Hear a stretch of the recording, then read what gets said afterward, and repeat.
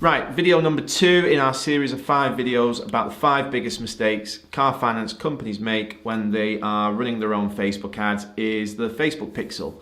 Now, again, what we find when we start working with a client, in a lot of cases, either there is no Facebook pixel on their website or it's not been installed correctly. Right, so I'm not going to go into the ins and outs of what a Facebook pixel is on this video. There's far better materials from far more intelligent people who can explain that to you, but in short, it's a piece of code that allows us to track people visiting the website, allows us to track conversions and so on.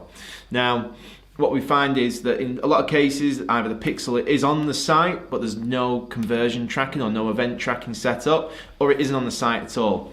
Now, what that means is, one, you can't track the performance of your campaigns if you're running traffic to your website. So you can't track whether or not this advert has led to 1, 2, 3, 4, 1,000 inquiries.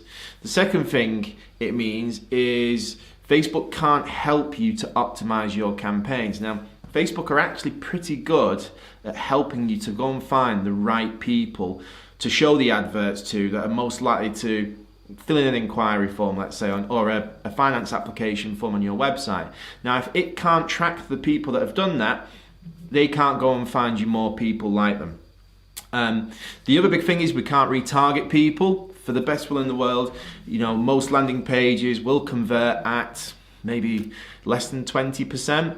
That's 80% of people that have been on your website, not done anything. We want to be able to retarget those people with adverts over the next week, month, year even. The next thing is we can't create lookalike audiences using pixel traffic.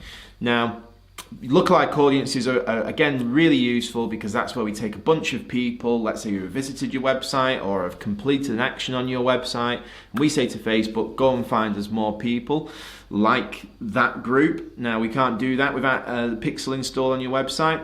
As part of the tracking subject, I also want to mention UTM codes or URL parameters. Now, these are codes that we hide in the URL, and we pass these through with any application or inquiry form that people fill in. Again, in most cases, businesses that are running their own campaigns aren't using them. Now, we use these with every single client, and the reason why we do that is because we're not content on just sending you leads. What we want to understand is which leads are converting and which ones aren't. And we want to be able to trace that back to source, to which ad the person saw when they inquired and then went on to buy a car. Now, with each of these UTM parameters, what it means is we can see Mrs. Jones clicked on this particular advert and has then gone on to do whatever.